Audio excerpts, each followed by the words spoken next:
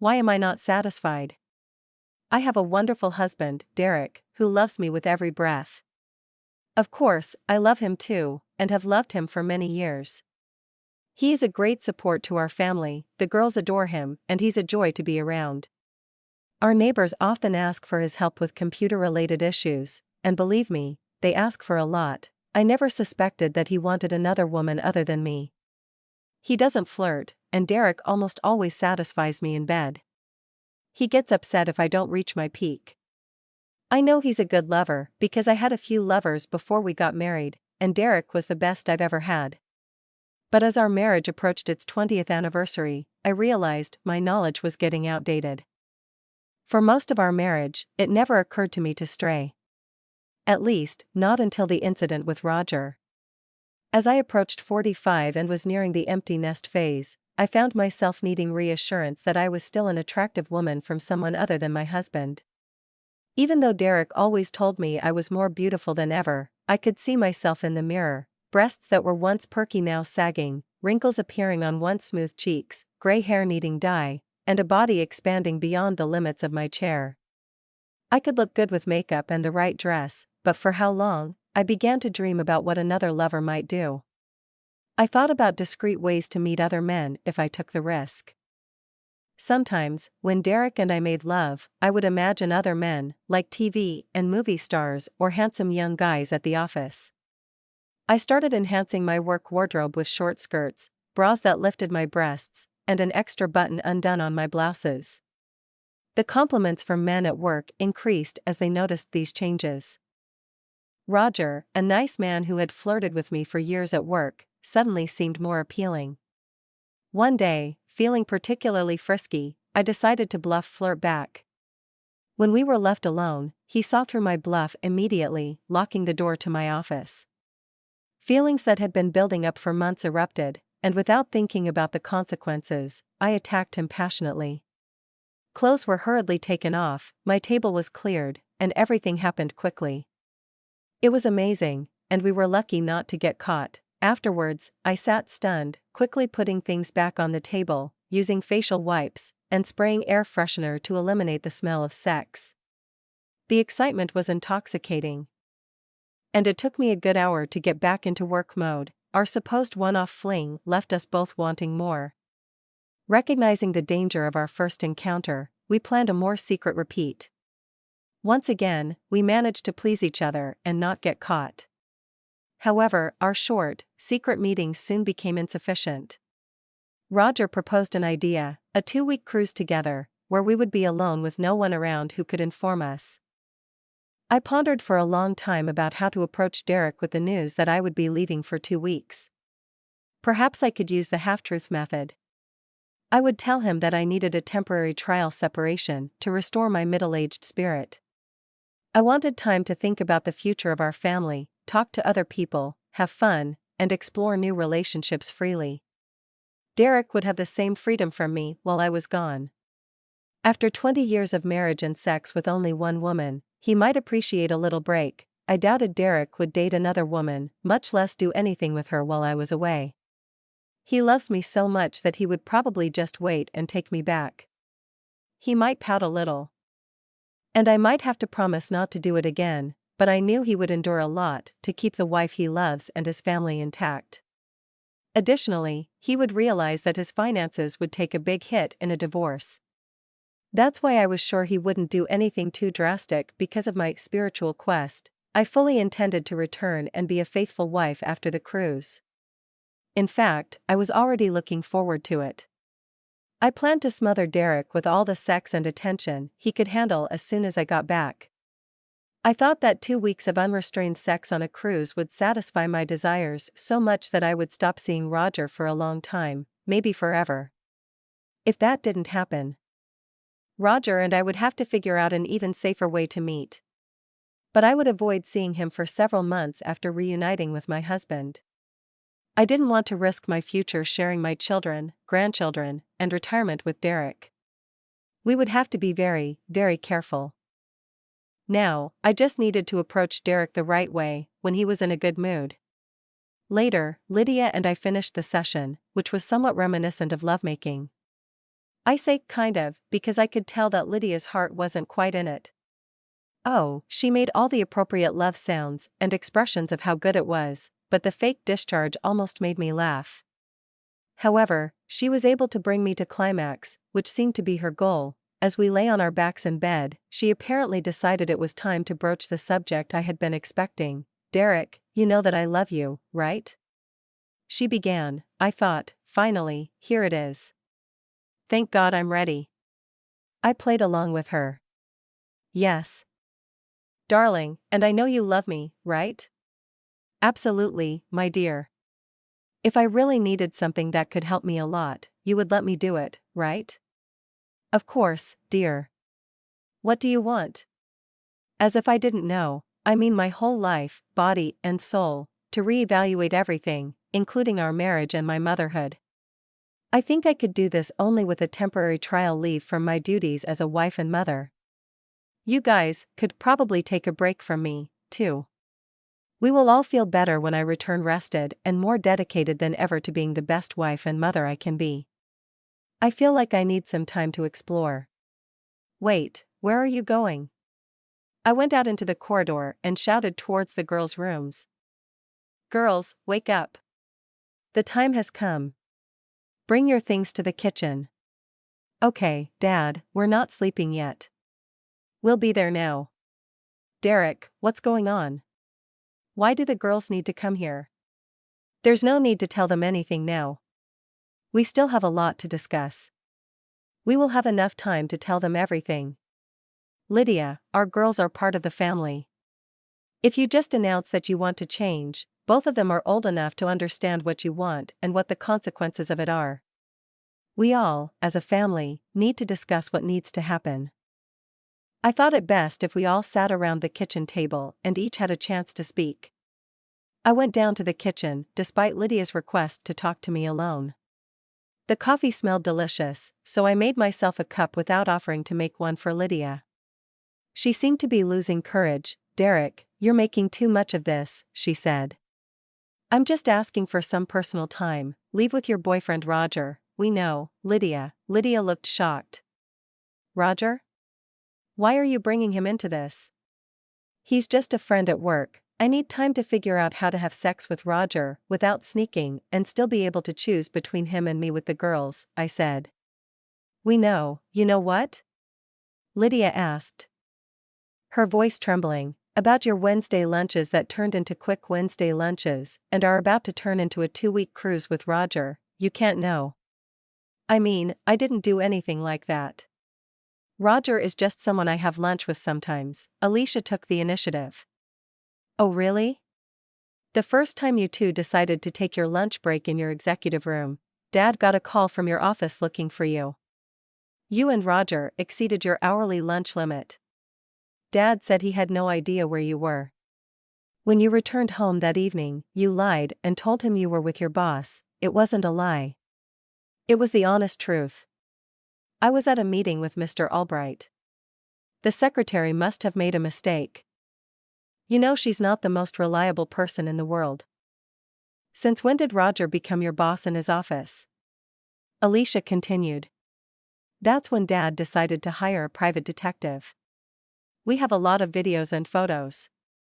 It's true, Mom. This loser is not nearly as good looking as our father. You became a cheater in your old age. How dare you talk to your mother like that? Lydia snapped. How dare you do what you do instead of acting like our mother? Alicia retorted. Lydia answered with anger. If your father suspected something, why didn't he tell me directly and stop me? He clearly didn't think it was that important. Alicia responded. Mom, you have a ring on your finger that says Dad should never have to tell you not to have sex with another man. You agreed to renounce everyone else in your marriage vows. Dad said he mentioned that if he had stopped you this time with Roger, your desire for another man would have only been temporarily put on hold. By the time you were ready to try again, you would have learned to hide your deception better. Well, he could have said something. He should have said something if it was bothering him that much. It just shows that he doesn't care whether I enjoy another man's innocent attention or not. I don't understand why he suddenly became so jealous. No, Mom, Alicia continued. He didn't tell you anything because he needed time to prepare. His lawyer and accountant were working to stop you from getting your dirty little hands on his money in a routine divorce. He didn't want the threat of financial ruin to influence his decision on whether to stay married or not. A few weeks later, he came to us and told us what was happening. He showed us a video. What we saw and heard disgusted us. Eddie and I told him we were on his side. Alicia explained, modern divorce laws favor the wife, no matter what she has done to break her marriage vows. His lawyer and accountant have spent the last couple of months reducing your overall bills. Thanks to you, Eddie's education and mine are now fully funded. What? It must have cost him a fortune. Where does he get the money from? He knows I won't try to get my college money back. This is downright mean of him. And you two conspired with your father against me, didn't you? No, Mom. It was you and your lover who conspired against our family. Either we turn a blind eye to your lasciviousness or allow you to destroy us while you run away with your lover and a big chunk of Dad's money. We were just covering our asses. And it takes a lot to cover your ass, sis, Eddie added, making them both giggle. Now, girls, I interjected, I said, going downstairs with my suitcases. Lydia looked shocked. Derek, maybe we can all calm down and talk about this. I admit that I made a big mistake. I really don't want a separation, much less a divorce. I'll tell Roger that I was wrong to want to spend time with him. I'll never see him again, I promise. I never intended to divorce you or move away with Roger. I just wanted to have some fun with someone else. Too little, too late, darling. I understand that you and Roger have already paid for 2 weeks on the Love Boat. In my humble opinion, you two really need to enjoy the trip because I expect life will be significantly more difficult for you when you return. What do you mean by this? Firstly, you will have to take care of all the household chores and other responsibilities yourself because the girls and I will be living in a new apartment. Oh, Dad, which one did we buy? Please let it be the one with the hot tub. It was available the day before yesterday when I last checked. We may have to spend a couple of nights in a hotel until we find out if it's available, but I'm pretty sure we'll get the apartment we want. The girls were joyfully excited. Like I said, secondly, I don't think you'll be here alone. Eventually, Roger will need somewhere to live. Do you know Roger's wife? Our trip shouldn't matter to her, she doesn't care either way. Their divorce is almost finalized. I guess it was Roger who told you about it. The truth is that their divorce was a surprise to Maggie when I met her almost 2 months ago. She waited and prepared with us so she would be ready to respond as soon as you two broke the news. I called her a few minutes ago while I was upstairs. I think Roger is being kicked out of their house now. She said something about her older brother helping her get rid of the trash. He told me that she had already agreed to the divorce and didn't mind us going on a cruise or something. Roger told his wife that he had to go to California for a 2-week internship a week ago. She clarified with his boss that no training was expected. Did she talk to Mr. Albright? Yes, oh yes, what a coincidence, he's your boss too. This brings us to number 3, when you and Roger return from your trip, you won't have to go back to work. Your and Roger's boss was waiting for my signal to fire you both. He agreed to wait and, in the meantime, chose a replacement. He won't do anything like that. Roger and I are valuable collaborators. You and Roger are employees whose actions allow Maggie and me to sue your company for allowing inappropriate conduct while on the job. He was very pleased when Maggie and I agreed to drop the lawsuit if you were both fired. It shouldn't have been like this at all, Lydia cried. No, it was you who should have remained a faithful wife and mother. We were supposed to grow old, retire, and enjoy our grandchildren together. Instead, you decided to alienate your family, significantly reduce the amount of money you would have, and tarnish your reputation beyond repair. Derek, I can't believe you're treating me so badly.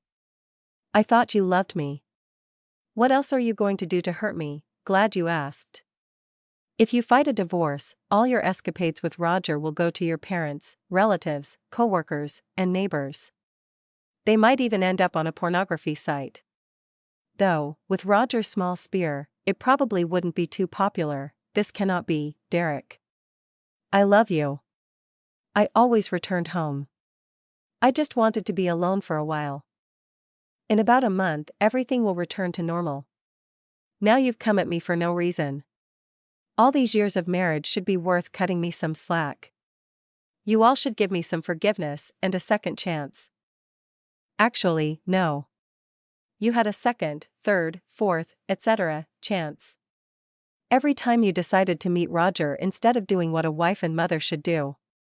3 months ago, this marriage was worth everything to me. It was then that I realized our marriage and our children meant nothing to you, or at least much less than before.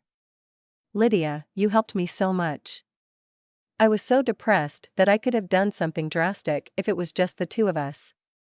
I thought about giving in to you, but then I decided that through my actions, I would teach our girls what they should not do with their future husbands. I considered going through with a normal divorce, but the thought of not being able to see my girls whenever I wanted helped me come to my senses while fighting the madness. After my lawyer told me about getting a divorce in favor of my wife despite adultery, I was motivated to see you and Roger get as little reward and as much punishment as possible. I think you'll soon see that we've done a pretty good job. Now listen to me, Derek. You can't just pick up and leave with the kids. I'm their mother, and the court will grant me custody in a divorce. I'll charge you with kidnapping if you take them. Don't think I won't do it, perhaps you are partially right. However, my lawyer and I decided to postpone all procedures until Ed was old enough to officially say who she wanted to live with. Alicia has already signed the notarized statement. I admit that you can force Eddie to stay with you. But it probably won't be a good experience for you, yes, Mom. What do you think? I used to be a rude and impulsive girl. Just wait until I start skipping school, experimenting with drugs, and having sex with boys.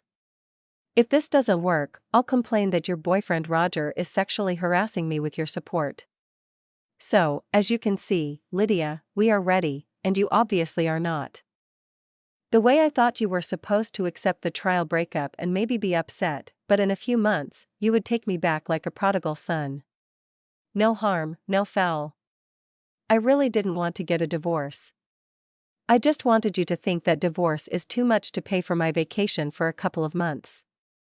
Now I don't know what to do. It's none of my business at the moment, but I would suggest trying to figure out how you're going to survive with a house and its bills without a regular income. You can sell the house and get half the equity.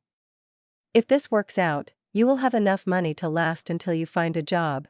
This is probably Roger looking for a place to stay. Don't let him use my things. Except for yourself, of course, Derek said. They disappeared before Lydia could call out to him. She answered the phone. Hello, Lydia, you know we've been caught. Yes, they just left. Bastard. Things aren't going the way you said they would. I shouldn't have fallen for your, hey, I didn't seduce you. You attacked me in your office. I may have been hot, but you were on fire. There's no use arguing now. We need to decide what to do to save our marriages and jobs. Can I come? Maggie kicked me out. I really can't afford a motel. I guess it doesn't matter now, but hurry up. I need to try to get some sleep today. Maybe tomorrow we can figure out how to save our jobs. Can you pick me up? I don't have my car keys. And I don't want to go back and deal with Maggie again tonight. That night, the confrontation was the last time we were together as a family before the divorce hearing was scheduled. Lydia disappeared. The house was quickly sold, and she took her half of the capital, all our savings, and checks. I think it was out of spite. I wasn't worried, though. Most of our property went towards prepaying for the girls' college. My share of the house was only about $20,000. We had taken out a home equity loan a few years ago to build a back deck and patio, so our equity at sale was lower than it was before. I used the money from selling the house to replenish our emergency fund, which I had used to fund the kids' college. With my income and no alimony, I didn't really need the money in the end. Due to Lydia's actions, I decided to wait a year and go through with the divorce due to her absence, which would prevent her from coming back to me later for money or custody. I was not interested in her return. Roger surprisingly stayed in the area.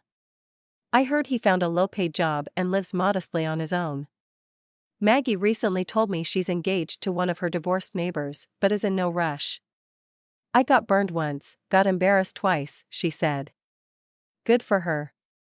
The girls and I are doing well now. They are both in college. Alicia graduates next year, and Eddie could graduate in 3 years, although she is considering joining the Marines. The girls correspond with their mother on Facebook but do not share information about me with her, or vice versa. As I requested, I work at my old job and have a friend with benefits who is a divorced schoolteacher.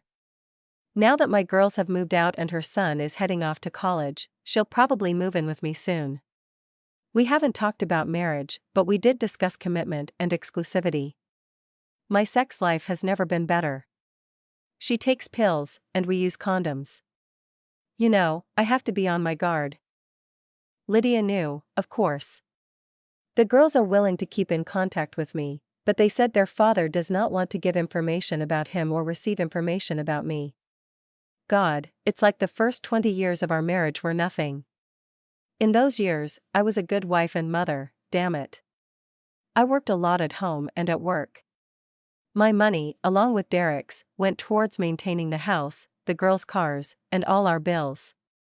I contributed enough that I didn't feel guilty about taking the rest of our checks and savings. What little was left after Derek went crazy funding the girls' college in advance, a brilliantly smart move on his part. How could I dispute this? I'm not such a creature as to chase this money. I think the real question is, how big a creature was I? Did I deserve all the punishment that was inflicted on me after 245 months of being a good wife and mother, and only 3 months of being a bad one? I didn't deserve what happened to me, at least not everything. In fact, it wasn't 3 months of bad behavior, but 3 months of stupidity. Roger wasn't such a good prize. Much of his value lay in the thrill of secrecy and the risk. Once I faced the consequences, the value of my relationship with Roger dropped to 0. The poor guy wanted to move in with me, said I owed him for ruining his marriage. Why did I leave the city? I was an unfaithful wife and a liar, and with the photographs to prove it. I felt like everyone knew what I did. I didn't trust that Derek wouldn't release the video and add to my embarrassment in front of the people who knew me. Overnight, he transformed into Dr. Avenger. When I left, I hoped to start over until Derek calmed down and thought about taking me back. So here I am, waiting. I have a good job now. I work in finance for a health insurance company. Previously, I had to convince clients to pay even if they had insurance. Now, I work at a hospital, explaining to people why they should pay the hospital any money when they have insurance. Fortunately, Mr. Albright, my former boss, was honest about my abilities and why I was fired. My new boss said he was willing to take the risk of hiring me, but warned that any whiff of my lecherous smoke would be a reason for him to put out the fire. I have a nice little apartment. I don't need much, and I don't have much of a social life. I spend a lot of time on a special chat site for women who have been dumped for cheating. It's amazing how well I got off compared to some of the women in the chat. Hey, I still look good. Derek knows that I can be a good wife and mother. Does he really want to go through the whole middle-aged dating scene for a new wife? I'll wait a little longer. I hope the girls will finally soften a bit more and work on their dad for me. Derek was preparing for our divorce, I will prepare for our reconciliation. I spend a lot of time thinking about the good years. It's not difficult, a song, a picture, a smell, a word, and I go to the land of memories. My heart aches strangely when I do this. I cry often. I can't believe Derek doesn't do the same, especially when he's with the girls. How many of his memories of the girls include me? He must miss me. He must. We meant too much to each other for me to stop mattering to him. Derek, please find that place in your heart that still wants to love me, wants to forgive me, wants to give me a second chance. I will never betray you again. I was stupid to throw away wonderful years of walking the same path together. I hope he won't be so foolish and will forgive me after such a small zigzag. Will it come true? I hope you enjoyed this story. Please subscribe to the channel for new stories.